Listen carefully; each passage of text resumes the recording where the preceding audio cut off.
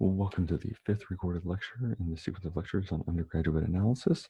So today we'll be talking about continuity of real valued functions. This corresponds to chapter 3 of the book I've been mentioning on elementary analysis by Kenneth Ross.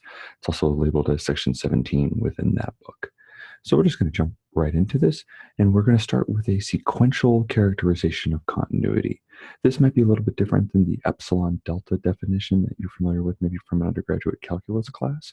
We're actually going to show that they're equivalent and give some idea about how you prove that equivalence and why you would prove it in the way that we describe here. We're not going to go through all the details, but give more of kind of the spirit of the argument. So let's go right into the definition. The way that we'll define continuity of a function at a point, this is pointwise continuity, is we say a function f is continuous, all right, at a point in its domain, x naught, if, all right, so that's what we're defining, if for every sequence xn in the domain converging to x naught, that's a long for every, right? So we're saying if I have any sequence in the domain at all that converges to this point x naught, what I must have for continuity is that f of xn converges to f of x naught. So if f is a real valued function, what that means is f of xn is itself a sequence. So you might think of this as saying, we're saying that f of xn always has to be convergent, and that limit for that convergent sequence converges to f of x naught. So f of xn is always convergent if xn is convergent to x naught, and f of xn has to converge to f of x naught. That's what we're saying. If f is continuous at each point, then we say f is continuous at some subset of the domain, then we say f is continuous on the set. In a future lecture, we're going to see strengthened versions of continuity, strengthened notions like uniform and Lipschitz continuity. Those are conditions and definitions that are on a set. Continuity for us is really defined at a point. We talk about being continuous at a point x naught.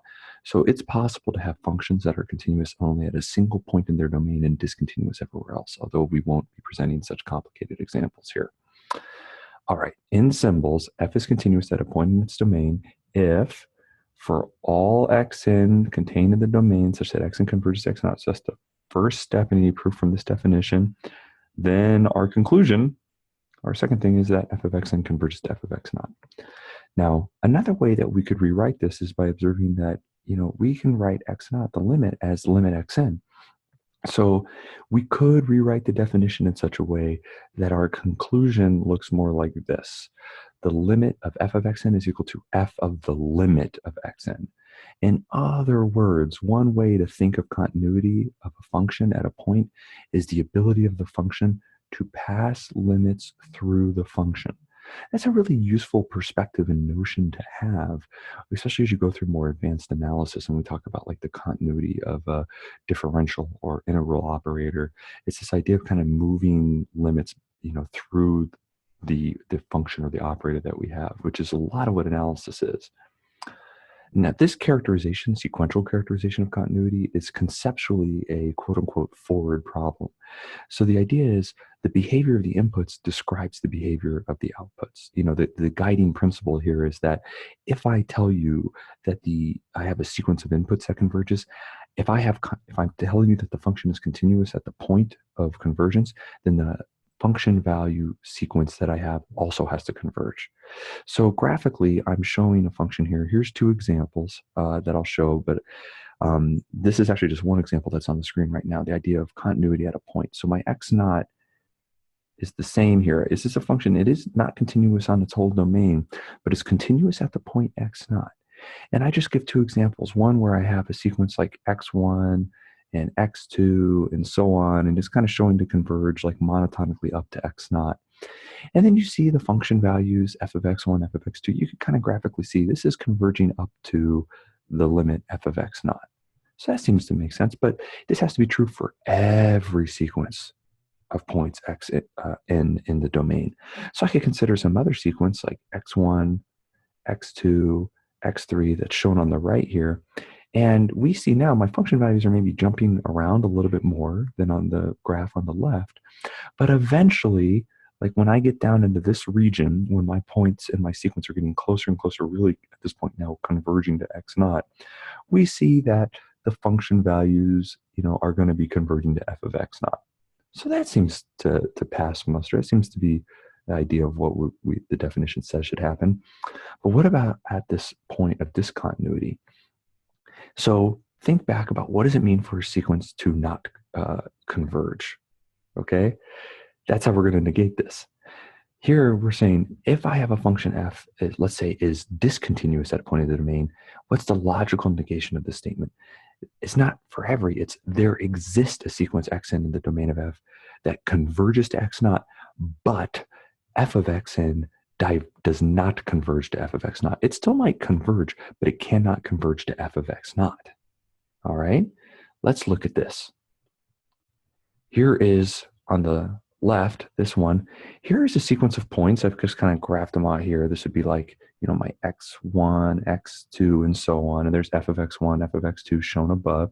And that's a sequence of points converging to x naught that seems to converge to the right value, that is f of x naught. All right.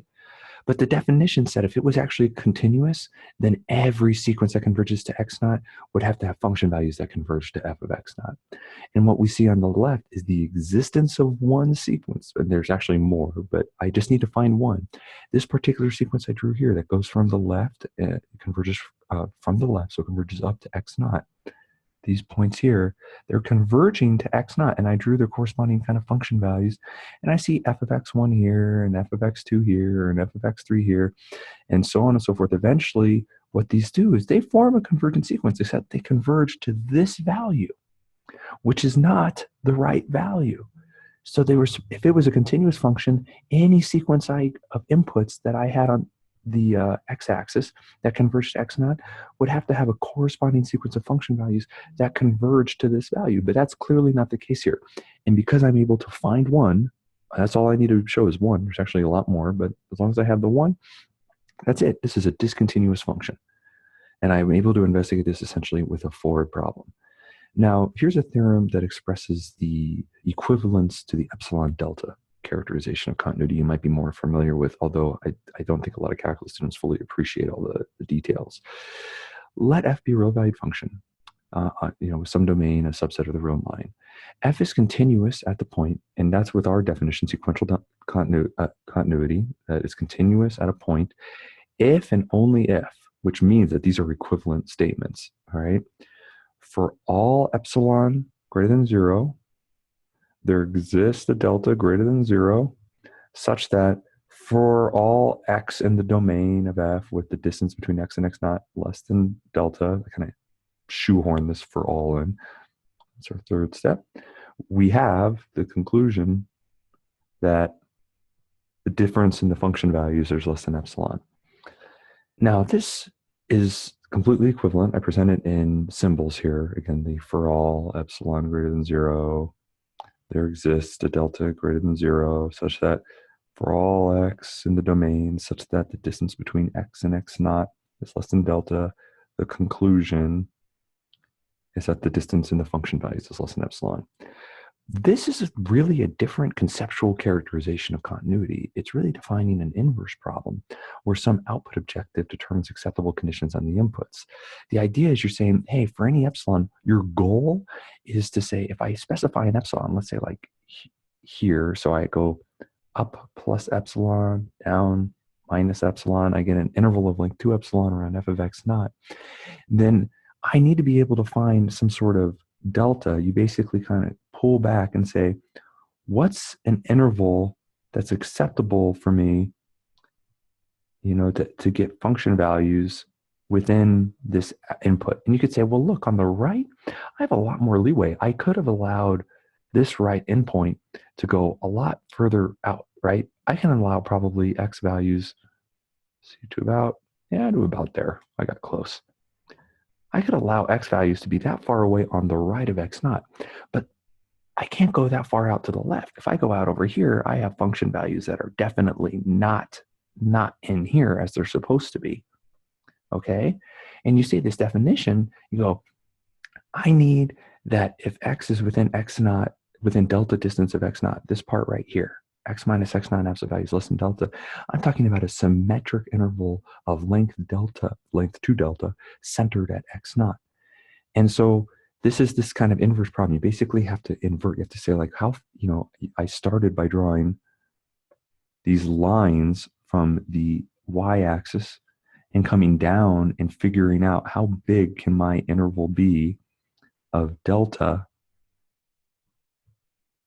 minus delta plus delta on the input axis, so that I can get my outputs to all be in the right area, to the right interval, this 2 epsilon length interval centered at f of x naught. And you can see, how do I negate this definition? How do I prove that a function like this is discontinuous? Whereas the sequences, we had to say, hey, there just had to exist one sequence where the limit of the function values, if it even existed, was not f of x naught.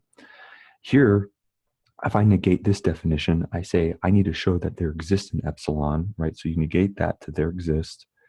Then you come through and say, then for any delta I choose, there exists an x naught. I can find an x naught within such a delta distance, but the function value distance from f of x naught is greater than or equal to epsilon. So here you kind of see, oh, I just need to basically put an interval, or like a vertical interval like that, around the point f of x naught. And then as soon as I put any delta interval of any size around x naught, there's always values on this left-hand side that are over here that are outside this interval. All right.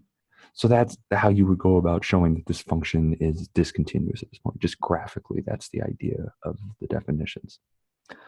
So here's the idea of the proof of equivalency.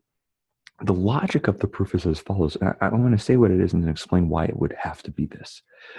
We are going to show that the epsilon delta characterization implies the sequential characterization of continuity. And then we're going to show that not having the epsilon delta continuity is not sequential continuity. Now, the reason for this is we look at this theorem and we say, okay, it's an if and only if. That basically means sequential continuity implies epsilon delta, and epsilon delta implies sequential. Let's take just a gap, we'll go down graphically to the first one. Let's start with epsilon delta implying sequential continuity. We can see how to do this. If I start with, I can say, okay, I'm going to assume the epsilon delta, and then I'm going to consider any sequence xn in the domain that converges to x naught. What you need to show is that f of xn converges to f of x naught. How do you do that? You would need to show that for any epsilon that you pick, there existed a capital N, such as if you went far enough out, f of x naught minus f of xn in absolute value would be less than epsilon, right? How do you do that? Just thinking about that. How do you do that? So you're assuming, I'll write this here, epsilon delta, you need to show, NTS here, you need to show the sequential continuity, which means that you need to show that if xn is in the domain of f, a sequence such that xn converges to x naught, then f of xn converges to f of x naught. And the definition of convergence is that for any epsilon greater than 0, there exists a capital N such that for all the little n's greater than or equal to capital N, the absolute value of f of xn minus f of x naught is less than epsilon. So you say, all right, let epsilon be greater than 0, right? And then the epsilon delta characterization of continuity holds, or that's what you're assuming to be true. So if I picked some epsilon and I put it here, then I know that there's a corresponding delta, right? So here's my plus epsilon and my minus epsilon distance away. Make that look better, minus epsilon. Here's my minus delta, plus delta. I know that for all the x's in that interval there, I will get function values that are in here. So now when I consider xn converging to x, this delta greater than 0 is going to play the role of the epsilon for the sequence xn converging to x naught. And so then I know there is some capital N after which all the terms in the sequence of my xn sequence are in this interval. They might be jumping around, but they're all in there. Well, what does that mean about for all the little n's greater than or equal to that capital N for f of xn? All those values are in this interval that I'm kind of drawing in here. And then that's it. f of xn is within a distance of epsilon of f of x naught, and you're done. You considered an arbitrary convergent sequence, xn converges to x naught, and you showed f of xn converged to f of x naught. Now, what you're really trying to show with the second part of the proof is that the sequential continuity implies the epsilon delta continuity. But this is essentially impossible to show directly. You can just do a little thought experiment here. What does it mean for us for f to be continuous? This is a sequential characterization. We're saying for every sequence xn that converges to x naught, this implies f of xn converges to f of x naught. Somehow, you're trying to get that this will give you the existence of a delta, right? Because you'll let epsilon be greater than 0, and you have to say like, oh, let me show you how to construct a delta. But how?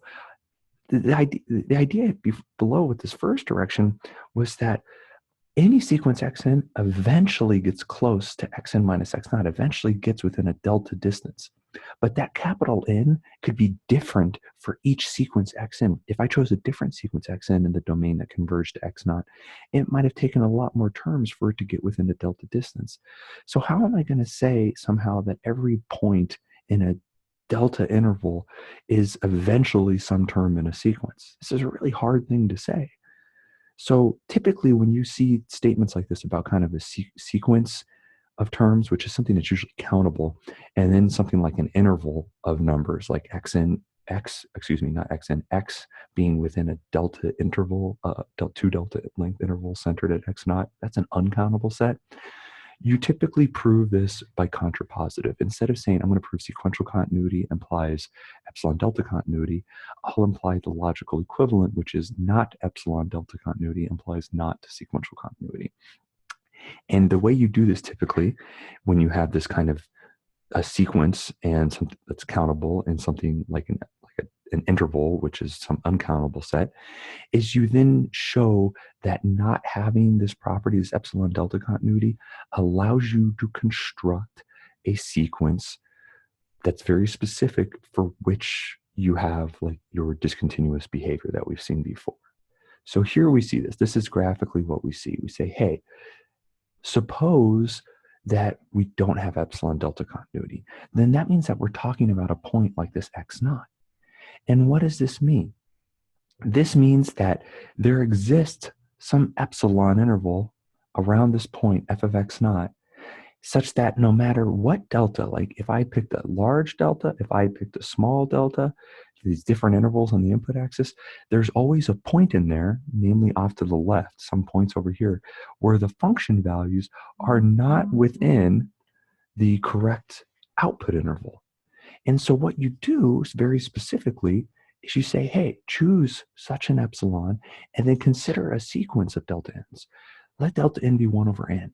And it's just, you're going to shrink it down. You're going to say delta 1 is equal to 1. This is your original distance. And you say, pick a point in here, call it x1, where by the negation of the epsilon delta characterization of continuity, the corresponding function value is not in this interval, this output interval. So it's a distance greater than or equal to epsilon away from f of x naught. Then you shrink delta in half. You say delta 2 now is like 1/2. And you pick a new point. You could pick the same point if you happen to, if it happened to be in that interval. And then you say, hey, that again is a function value that is this distance greater than or equal to epsilon away from f of x naught. And so on and so forth. You keep doing this. And so you pick your xn such that you do this such that its distance from x naught is less than 1 over n. And 1 over n converges to 0, which means that xn converges to x naught by like a squeeze theorem. This is some standard result in sequential convergence of sequences you would have seen in chapter 2. So that's the basic idea. And you should have that in mind when you typically are trying to show that a condition involving sequences is equivalent to a condition involving uncountable sets. You often will do the logical negation. You'll do a contrapositive proof, and you'll say, I'm going to assume that this like epsilon delta doesn't hold, and I'm going to construct a very specific sequence that has the desired property that shows that I can't have sequential continuity in this case. And then that is the end of it. So hopefully that's helpful, especially moving forward. You'll see that in more analysis classes if you proceed with higher level analysis. So it's a useful perspective to have. But that's all I'm going to say now. That's summarizing everything, and I'll be talking to you in a future lecture. Thanks for listening.